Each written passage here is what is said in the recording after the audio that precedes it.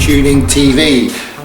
This is episode 6 of the Vespa transformation on the GTS 300 with the 2-stroke engine, as you all know. A big thank you to everybody who subscribed and has been following this program.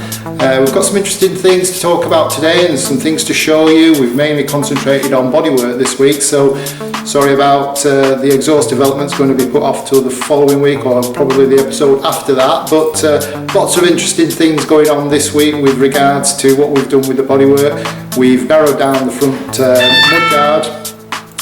We've added additional air scoops into the toolbox. We've shortened the toolbox, so lots of interesting things going on there. We've managed to mount the Untitled dragster front wheel. We've fabricated a spacer for that, or machined a spacer should I say, for that, which accepts the 13-inch wheel, which we'll go into in a little bit more detail later on. But sit back and enjoy. Don't forget to subscribe, and thanks for tuning in.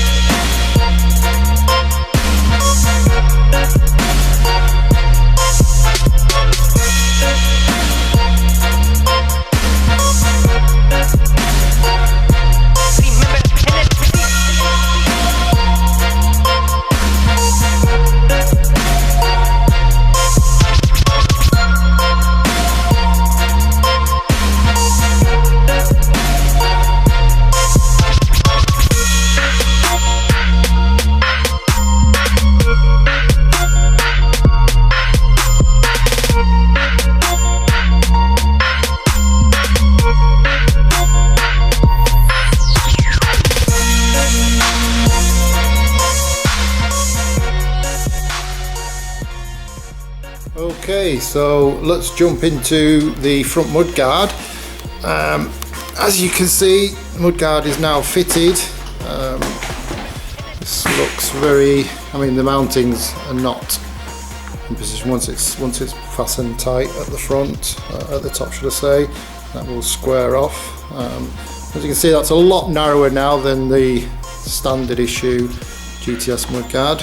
One of the important factors of this streamlining down is the fact that you've got a much better airflow into the radiator scoops at the bottom, which we've decided to use, which we'll come to later. But as you can see, that's a nicer looking profile. Suits the bike with its shortened leg shields. We'll talk about 13-inch wheel in a bit more detail in a while. We'll come to that shortly. As you can see, we've got front end of the bike ready for primer. We've been doing some extra work on the handlebars, which incorporates the speedo, as you can see there. Just a little bit more stoppering, etc. to do on some of these little pinholes here, which is normal when you're applying body filler and shaping. So let's have a look at the glove box. As you can see now, the glove box has been welded and filled, and that's screwed in place. There'll be no gaps there. Well, it hasn't been filled, should I say, but it needs to be filled. It's just smoothed out with epoxy at the moment. We've stuck some additional holes here, which are directly in line with the lower part of the radiator. There's two, one on each side. Just get a view from the back so you can see that better view. Apologies for the banging going on in the background, but the lads are still busy with exhaust fabrication. We can't stop them doing their job whilst filming. The way the original system works in terms of cooling is obviously this is fully enclosed here because this forms part of the glove box. So all the air goes through, comes in through the front here, and the only place for it to escape is out of the side here. There's one of these on each side, and that is it. So it doesn't blow any hot air onto the legs, which obviously would be an advantage here in the UK, but the Italians decided in a hot country that wouldn't be a good idea to have hot air blowing onto legs. And to be fair, I agree with them. Here in the UK, not such an issue. We obviously want to increase the efficiency of the cooling system on this machine, because we're going to be running anywhere between 36 and 38 horsepower from a two-stroke engine. That's going to generate a fair bit of heat. So we want a more efficient path for the hot air to clear, and that will be through these two vents at the bottom. We've cut out all the backside of the toolbox. We also have some additional holes in the toolbox, which, let me come to those. Here we go. We have these additional two holes which will be meshed out with some black gloss mesh, which will contrast against the paint scheme we have in mind. Some of you may be wondering why we have this oval shape on the bottom here. That's to set the badge once it's been painted and finished. Our emblem will sit there. So going back to the glove box, as you can see now, all shortened and welded back up. That pretty much completes the bodywork, front and rear on the leg shields. We've decided to put an additional air scoop here in the side. This will obviously be fabricated in steel. It will carry a 5mm radius infill, which will transition from the scoop into the body. We'll also have like a wing which will separate this big hole here and aid flow into this scoop. That will go to feed either the pressurized air box or will be funneled towards crankcase cooling. Two-stroke engines like the crankcases to run cool for maximum charge efficiency, so we'll consider what that scoop will be used for once we get into testing on the engine. We've got some news which will break later with regards to what we're doing with the engine. Some of you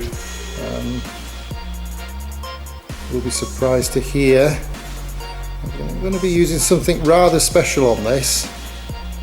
Another blast from the past. Still will be a two-stroke. It will still be a Gilera Runner engine, but we'll save that for a later episode when we get into the engine detail and a bit more knowledge.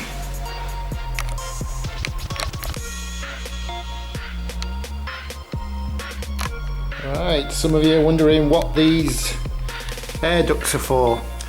Well, originally we were talking about this feeding a curved radiator which was going to sit on the inside of the leg shields. We've since thought of changing that idea. We're going to go back to the original cooling radiators which we spoke about earlier. It's the most efficient way of getting air in, I think, past the mudguard and into those two side scoops of the radiator. No point in trying to reinvent the wheel at this point in time. Everything geared up now to do the water cooling side of things in the way the factory intended, so let's just follow that and just make it more efficient by removing obviously the back of the toolbox, which we've already discussed. So we need a purpose for these, and the purpose for these are, some of you may have guessed, these are going to be the air scoops for the pressurized air box. We're going to run hoses from the rear of those cones. Let's just pull this toolbox off so you can see what we're doing. Now, as you can see, we've got the 2 air scoops which are coming through. These have yet to have some sleeves popped on them. We'll put some sleeves on there and we'll run some ducting. Now the ducting will probably come down into there and probably run inside the underside of this channel. Okay. Run through the underside of that channel and come through the 2 holes you see at the bottom there. The airbox will sit in this area here. And obviously, like I said, will be pressurised up front through those 2 air scoops. Now, we're going to have to use some method of controlling the fueling at high speed when we've got airflow coming through those and pressurising the airbox. We've got a pressure sensor which will be fitting into the airbox, and a bit of electronic wizardry to control a power jet on the carburetor, an electronic power jet which will add more fuel as the air pressure increases. That'll give a ram air effect to the 2-stroke engine we're planning on running. So in case any of you are wondering what these are for, that's what they're for. Now, once these have been painted out, we'll run a meshing knee about halfway down inside these holes just to prevent any large debris getting into there and getting into the airbox. Probably put a foam filter at the other end of the airbox just before the air enters into the carburetor, so we've got some filtration, just avoid any large obstacles like huge flies and stones and things like that getting in through there. High speed, that would be good for the engine.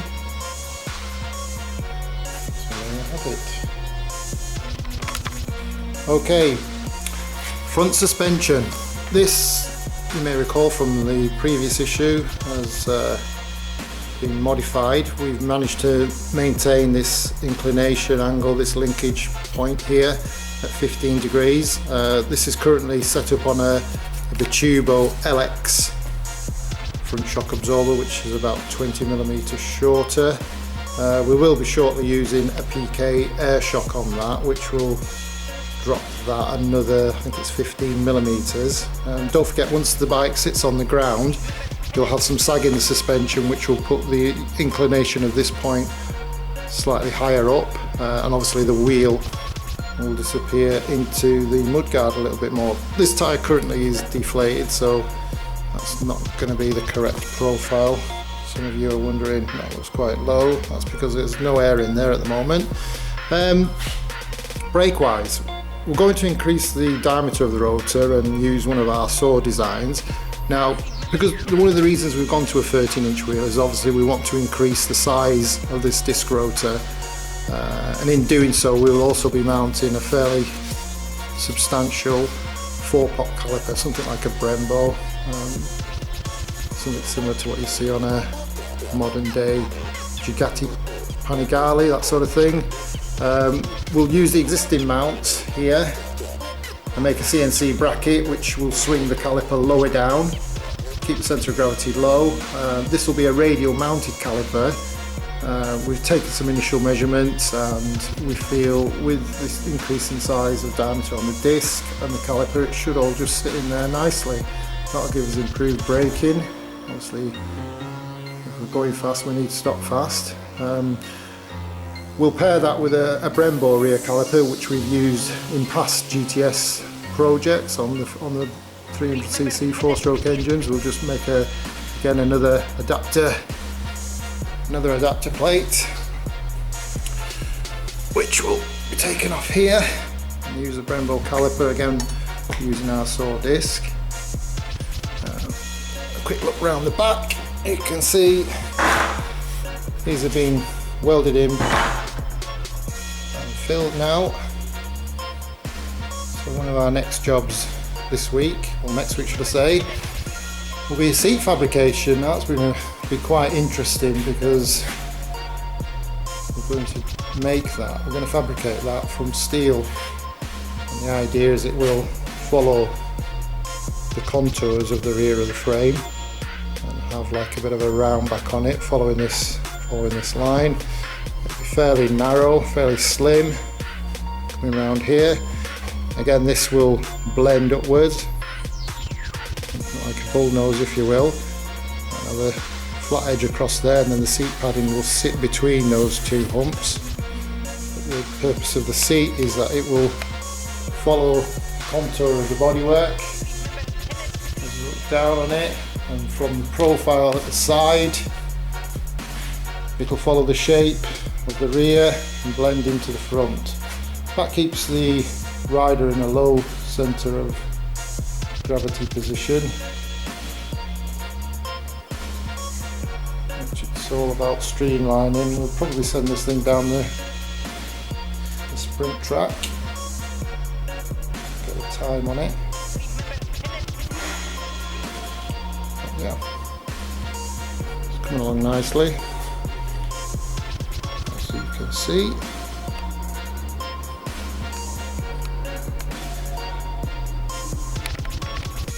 Okay, well that concludes episode 6 of the GTS transformation. Don't forget to subscribe, tick that notification bell, either up there or down there, depending which orientation you're looking at this video. Got some interesting things going on for episode 7 of the GTS build, so stay tuned and we'll see you there. Thank you.